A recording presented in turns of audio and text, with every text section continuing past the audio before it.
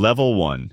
The intern. You wake up at 5:30 a.m. in the apartment you share with 3 other people. Your suit is the one you bought on sale the week before graduation. You iron it the night before because mornings have no margin. You grab a coffee from the cart outside the subway because the office coffee is for full-timers and you are not a full-timer. You are barely anything yet. You carry a bag full of notebooks you will fill with things nobody will ever ask you about.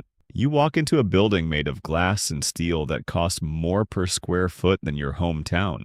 The lobby alone makes you feel small. You smile at the security desk and swipe your temporary badge. It beeps wrong half the time. You take the elevator to a floor where everyone moves fast and speaks in a language that sounds like English but isn't quite. You sit at a desk they assigned you between 2 analysts who do not introduce themselves. Your job today is to build a spreadsheet someone else will present. You will fix the formatting 3 times. You will be told the font is wrong. You will stay until 11 p.m. fixing a font. You are making almost nothing when you divide the salary by the hours. You are running coffee, printing decks, booking conference rooms, and sitting in on calls where you are explicitly told to stay on mute. You are invisible. But you are watching everything, every word, every move, every shortcut. This is not a job yet. This is an audition you are paying for with your sleep. Level 2, the first-year analyst. The internship worked. You got the offer. You signed the paper, and now you are here for real. You are a first-year analyst at a bulge bracket bank or a boutique firm that pretends it doesn't want to be one. Either way, the hours are the same. You are in the office by 7 a.m. and you are leaving somewhere between midnight and 2 a.m. on a good night. On a bad night, you are not leaving at all. You keep a change of clothes in your bottom drawer. You have learned which bathroom on the floor has the best lighting for a quick cleanup before a morning meeting. Your job is the model. You live inside Excel the way other people live inside their homes. You build discounted cash flow models. You run comparable company analyses. You stress test assumptions that an associate will change anyway. You work for hours on a pitch book that might never get used. You send it to the associate at 1 a.m. He sends it back at 1:15 with 12 comments. You fix them by 3. He sends 3 more. This is the rhythm. This is the life. Your social life has shrunk to the group chat of other analysts who understand why you canceled again.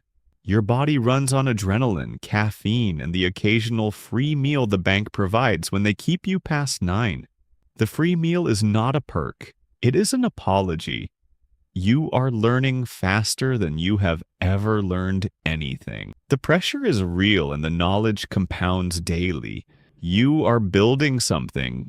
You are just not allowed to sleep while you do it. Level 3, the senior analyst and associate. You survived.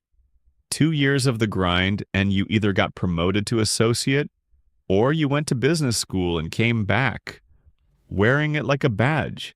Either way, you are no longer the one building every model from scratch. You are the one checking the model.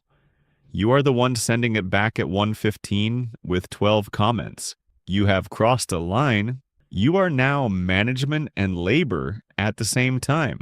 You manage the analysts below you and you serve the vice presidents above you. You are the middle of the sandwich and you feel pressure from both directions every single day. Your hours are still brutal, but they are brutal on your terms slightly more than before. You have learned how to delegate the formatting. You focus on the narrative. You are learning that the numbers matter less than the story the numbers tell. You sit in on more client calls now. You are not on mute anymore. You speak occasionally. You are learning the room. You watch how the VP commands attention. You watch how the managing director walks in and changes the temperature of everything without saying a single word. You want that. You are starting to understand that this business is not really about finance. It is about relationships, trust, and the ability to make someone believe that you are the only person on earth who can solve their problem. You are good at the technical work. Now you have to become good at the human work. That is a harder skill. Nobody teaches it in a classroom. Level 4, the vice president. You have a title now that means something outside the building. You tell someone at a dinner party you are a VP at a bank, and they nod with a specific kind of respect. What they do not know is that VP on Wall Street is not the VP they are imagining. There are hundreds of VPs. It is a layer, not a throne. But inside the building, it matters. You are the execution engine. The managing director brings in the relationship and sets the vision. You make it happen. You run the deal. You manage the timeline. You coordinate the lawyers, the accountants, the analysts, the associates, the clients, and the chaos. If a deal falls apart, it is often your fault. If a deal closes perfectly, nobody calls your name in the toast. The MD takes that. You are used to it. Your compensation has climbed meaningfully. You are making real money now. You can feel it in the apartment you moved into, the restaurants you stopped hesitating at, the flights where you stopped checking the price before you booked. But you are also acutely aware of what you are spending. Because the lifestyle inflates quietly and then suddenly you realize you cannot leave. The golden handcuffs are real and they fit perfectly. You are working towards something, a track record, a relationship list, a moment when you can walk into a room and the deal comes to you instead of you chasing it. Level 5, the director. The gap between VP and director is smaller than the gap between director and managing director. But crossing it means something. You are no longer primarily an execution person. You are beginning to be a business person. You have clients who call you directly, not the firm, you. You have spent years earning that. A CFO at a mid-sized company calls your cell because you helped him through a refinancing 3 years ago, and he trusts you more than he trusts the bank's name on the door. That is the asset you are building. Yourself, your reputation, your network is your net worth at this level, and you are investing in it constantly. Every lunch, every conference, every round of golf you do not particularly want to play is a deposit into a relationship that might pay out in 5 years. You are doing fewer all-nighters. You are doing more dinners. The exhaustion has changed its shape. It is no longer physical. It is social. It is the weight of always being on, always being sharp, always being the most confident person in the room. Even on the days you are not confident at all, you have learned to perform certainty. The market is moving and you are reading it. You are not just executing deals anymore. You are originating them. You are sniffing out which company is about to need capital, which CEO is quietly thinking about a sale, which private equity firm is hunting in a space you know well. You are becoming a hunter. The transition is slow and then it is everything. Level 6, the managing director. You made it to the level most people on Wall Street never reach. The MD. You have a book of business. That means you have clients who follow you. If you left tomorrow and went to a competitor, some of them would follow you there. That is power. Real power. The kind the industry actually respects. Your name is on the pitch now. Not buried in the footer, on the cover. You walk into a boardroom and the client is glad to see you specifically. You have built something over a decade or more of relentless relationship tending, smart positioning, and surviving every down cycle that shook other people loose. Your compensation is significant. Base, bonus, carry if you are on the investment side. In a good year, the number has multiple commas and you have learned not to say it out loud. You manage a team. You are responsible for their development, their morale, and their production. You bring in the revenue and you are responsible for deploying it correctly into talent.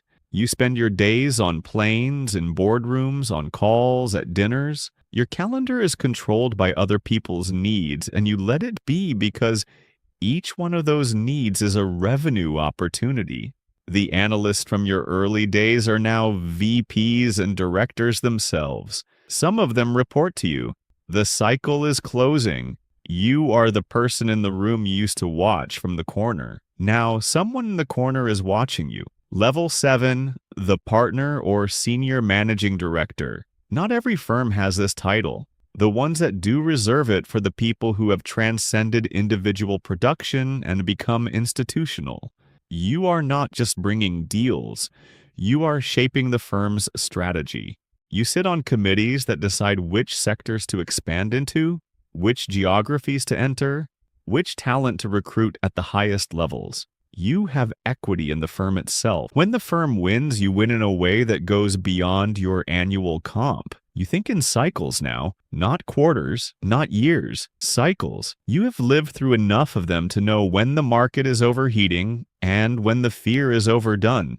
That perspective is the thing younger people on your team cannot buy. It has to be earned through the actual experience of sitting in a room when a deal collapses or a market seizes and making a decision anyway. Your relationships at this level go beyond clients. You know the regulators, you know the central bankers, you know the senators on the finance committees. You play a longer game than anyone below you can fully see. You are not chasing the next deal. You are positioning the firm for the next decade. Level 8, the chief executive.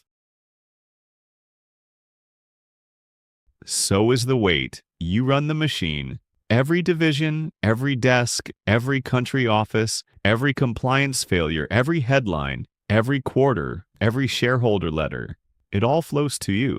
You stopped doing deals years ago. You do not touch a model, a pitch, a spreadsheet. Your job is capital, talent, and vision. You decide where the firm bets its future. You decide which businesses to scale and which to quietly shrink. You sit across from regulators who want to make an example of someone, and you make sure it is not your firm. You speak to Congress when they call. You manage a board that hired you and can fire you. You manage a public narrative in a world where one bad headline can move your stock 5% in an hour. Your compensation is publicly filed, and people have opinions about it. Strangers have opinions about it. You have learned to exist inside that exposure without flinching. You are the face of something enormous. You did not build it alone, but you carry it alone in a way nobody around you fully understands. The loneliness at the top of a major financial institution is specific and quiet. You have advisors, deputies, a chief of staff who runs your life with military precision. But the decision, the final one, the one that matters, that one is always yours. You stay in that chair until the board replaces you, until you choose to leave, or until the market decides for you.